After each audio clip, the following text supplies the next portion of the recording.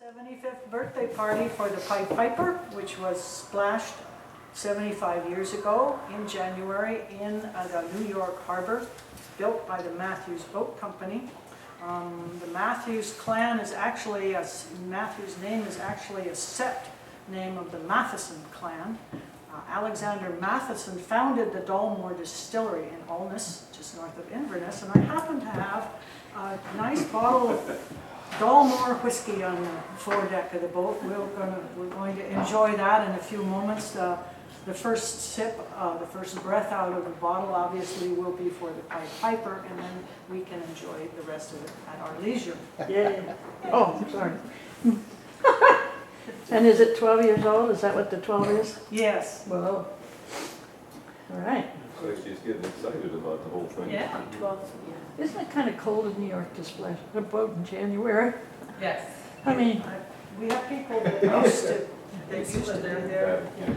is it, Very cold. was it, do you know, was it built as a custom, Ann? This boat, Yeah. I mean, why would they splash in January? this boat was sold to the Gregory Boat Company, which was a brokerage. Oh, They wanted a boat to show in the boat show, the Uh-huh. Underwater Boat Show, which Okay. back then was an annual deal. right. It isn't anymore. but- Uh-huh. So this happened to be the boat that they bought and shipped there, and I have an original photograph of the boat. And That makes sense now as to why it was in January. where was it built? Ohio, Lake Erie at Fort Clinton. Is one of these guys the ones you're gonna go down the lake with? Jim behind the camera, Uh-huh. Margie if she goes with us. And where are you going? We're going to ship both of our boats. They have a Chris Craft 1940 named Marini, and we're going to put our boats on a truck or a train and ship them back there for $8 bazillion, and then cruise around those lakes and rivers in the Erie Canal, which they're these two boats used to do years ago. Marini and Pied Piper were together in the Port Clinton each other. Hi, Yeah. Russ. Russ. And the boats cruise together, and the boats are friends. They're 75-year-old friends, and we think they probably have stories to tell, Yeah. unlike we younger folk. So how do you ship a boat on a train? You wrap it in white plastic like we see the cars in the, Build a Port- cradle for it, and wrap it, and ship it off, yeah. I'm Or you not- can send it around the Horn. oh yeah, right. Oh, yeah. Yeah. Oh, see, and she thinks looking We're at gonna do there that would be a this bad summer. thing. Yeah, really. Yeah, she think they're gonna Margie do rolls or- her eyes. She knows we're not. That'd be a fun dream. It's a great dream. Yeah. It's a great dream. And when are you gonna do this? Yeah, And win the lottery. June, right after Bell Street, I think, later in June. Oh, Yeah, rent a truck and start hauling it. We are gonna have couple of tunes and sing some songs, some Scottish songs, any minute now. Maybe in a few minutes. How pretty it is with the wood. It's beautiful, and I didn't even think of Nice that, match. but it matches the stain on that mahogany absolutely perfectly. Ann, was that your handwork on the mahogany too? A lot of elbow the grease on varnish, it? yeah. Yeah. Yeah. It's, well, Alice Wherrett, some of you know Alice Wherrett.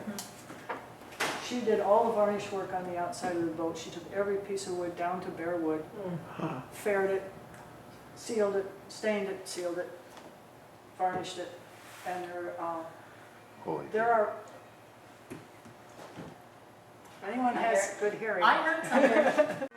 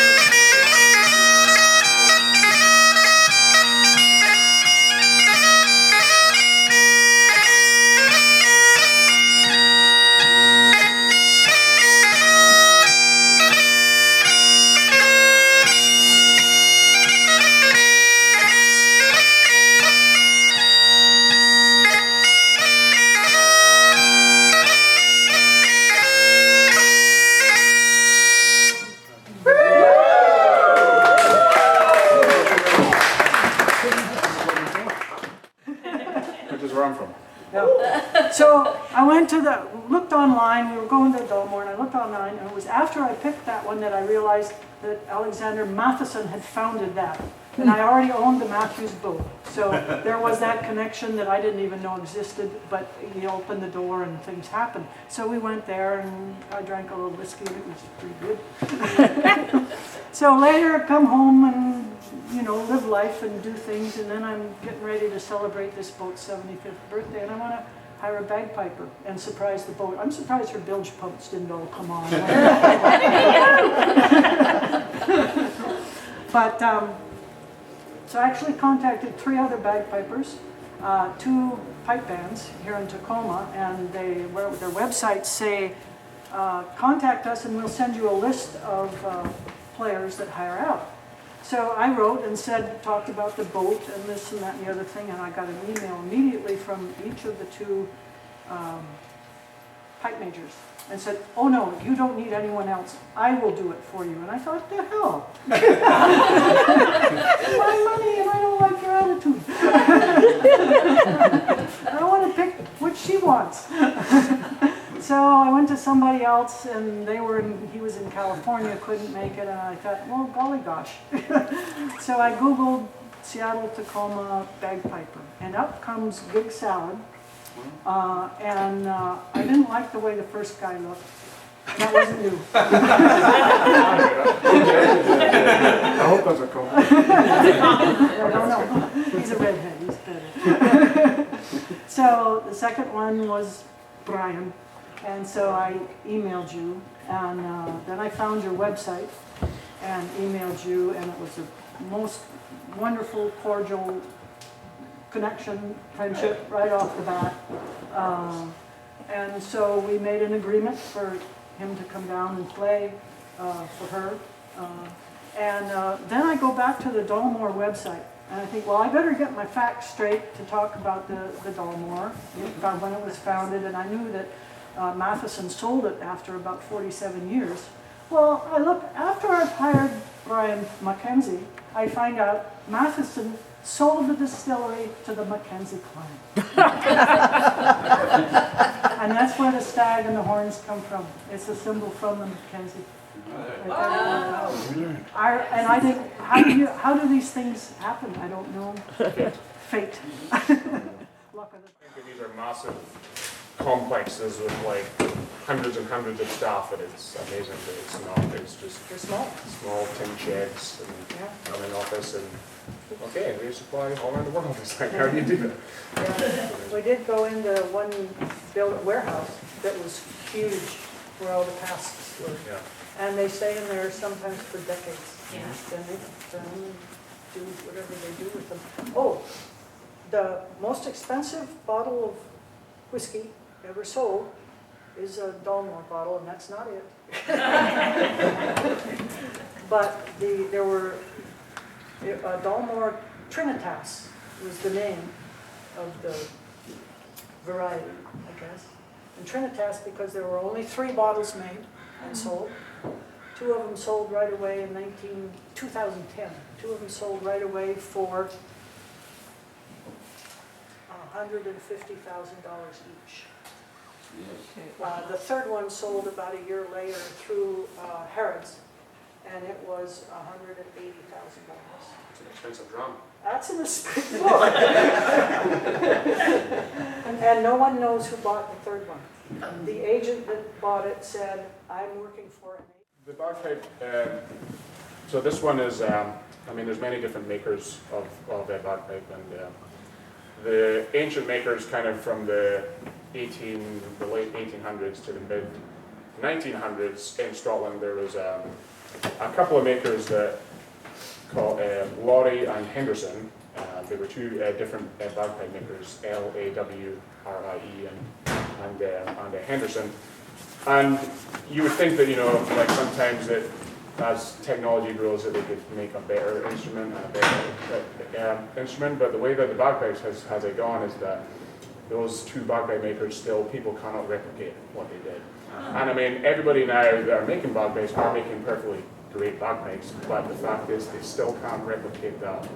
Just the sound and the steadiness and just the richness that they got then. So these are a set of ancient lorries, and these parts here are 1880. So here and this part. The bag is a modern bag because they don't last very long once you get all those. All that seasoning in there to like keep the bag airtight. It only lasts for 2 or 3 years, so I would hate to think somebody playing a bag from 50 years ago. And the chanter is a modern pitched chanter because the pitch back then was a lot lower, and nowadays it's been kind of risen up, and so people play a modern chanter, but the drones are what stays. I mean, people try to find those sets that are like between those years. So the bag is a goatskin bag, this one, goatskin and sheepskin. Sheepskin is the traditional, but this is a goatskin bag. And, so people are now making synthetic bags and synthetic reeds, and it went that way just to try to get the consistency of the instruments for pipe bands, because it's hard to get 20 pipers all playing kind of different setups and different instruments. So plastic reeds have kind of solved that problem for bands because they can all kind of sound the same and the drones can stay steady. But for an individual piper and a solo piper, a lot of the top guys are going back to the traditional goatskin, sheepskin, wooden reeds, cane reeds, and they're not plastic, and it's still, the sound is just different, and it's richer and it's fuller. So that's what I'm playing today. And and the outfit, so this is the muted Mackenzie tartan, and there's about 5 or 6 different Mackenzie tartans. Not every clan has that many because we're the best. But there's the muted Mackenzie, there's the ancient Mackenzie, there's the modern Mackenzie, there's the dress Mackenzie, there's the weathered Mackenzie, there's some multiple ones. They stick with the same kind of white and red, but the dress Mackenzie has more white. Traditionally, dress tartans have more white. If you'll see Highland dancers at the Highland Games, there's a more white in their tartan, and it's the dress tartan of a certain clan. I'm a Mackenzie, and that's our crest, is the stag's head. And the Highlanders is a regiment that I got an attachment to. I wasn't in the military, but I got an attachment after I graduated from university. And I played with the 1st Battalion of the Highlanders over in America here for 3 months. We did a tour with the Grenadier Guards, and we played at Key Arena, and we played 60 shows in 65 days all around the States. So this ties is what represents that. But the Highlanders is also their crest is the Sab's head also. So it's a kind of a neat connection. And my grandfather was in the Seaforth Highlanders, which was the Highlanders before.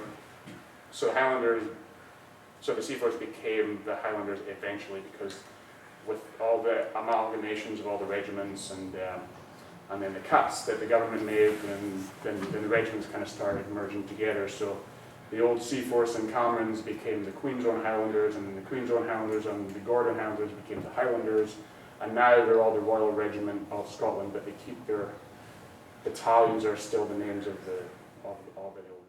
The guy in the college wrote this tune, The Flower of Scotland, and it just took off as like sporting events. People started playing it, fans started singing it, and it's become the unofficial national anthem of Scotland, and there's words to it also. And then I'll play, when the pipers play, is a nice tune to follow on, and then the ones I play after that, I'll kind of, I'll let you know as I go.